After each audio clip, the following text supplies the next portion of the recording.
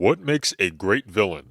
I will expose the writer's secrets to making the perfect villains. I will showcase this in 3 core qualities the villain must have, and I will do this through 3 massively popular villains: Darth Vader, Homelander, and the Joker. They have to be menacing. The villain must command absolute respect, just from their presence alone. There has to be an aura that fills the room in which all eyes depart from their previous focus to land on the villain.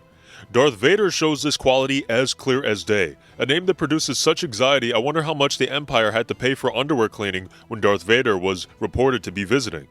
He produces an aura of certainty in his abilities that perfectly portrays the fact that if he really wanted to, he could fuck you up.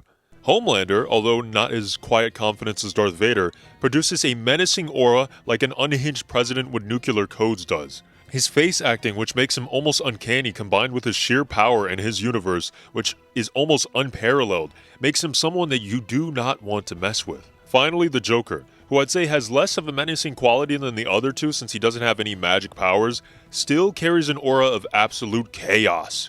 The Joker is menacing because he is as intelligent as he is unhinged, making anyone who wants to challenge this character first have to evaluate why they would want to challenge someone who would always be 2 steps ahead of them. Not to mention the Joker's proclivity to bring about chaos anywhere he goes, producing anxiety in the same way the unhinged Homelander does. They have to be humanized.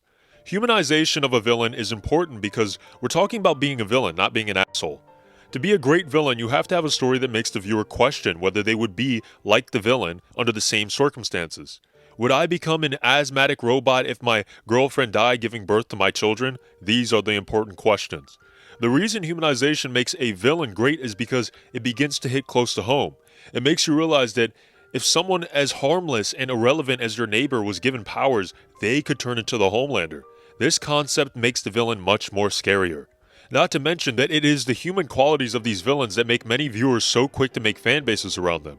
If these characters were real, thousands would unironically follow these characters. This gives the villains one of the greatest powers: mass support. Darth Vader is humanized in Revenge of the Sith, when you see the treacherous and heartbreaking journey that Anakin endured that formed them into the most powerful villain in Star Wars. Homelander is humanized through the fact that he had no parents. He was an experiment and received no love as a child, in turn making him into a blonde-haired man-baby. I have no doubt that a lot of Gen Z can relate to Homelander on that. And finally, Joker being humanized in his ideals. Wanting to get back at the system, wanting to trick the system, wanting to stand out in an ever-consuming cancer that some societies can be. Joker makes his mark on Gotham in a way that a lot of us deep down want to make a mark on our own world.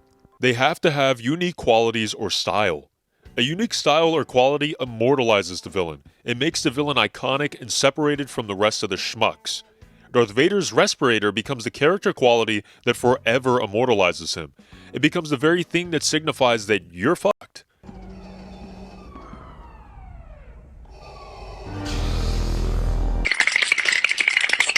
There's a reason this iconic breathing pattern was used in Rogue One and no doubt sent shivers down everyone's spine as soon as they heard this haunting sound. His unique style being the unforgettable mask and cape, because when you're slaying younglings, it's always best to do this while looking slay.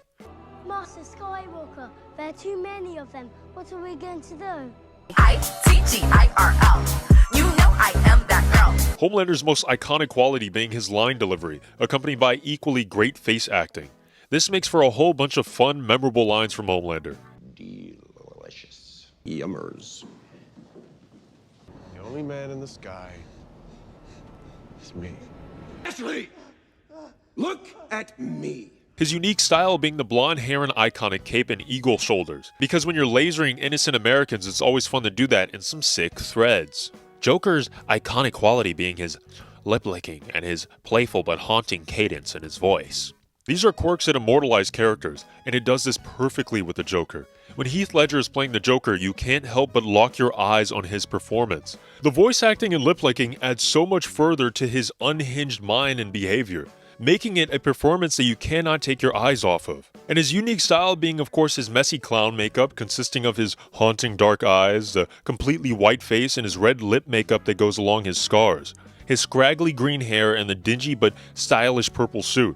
Because when you're terrorizing both the innocent and guilty of Gotham, you best be looking good while doing it. Join the club, hit the sub.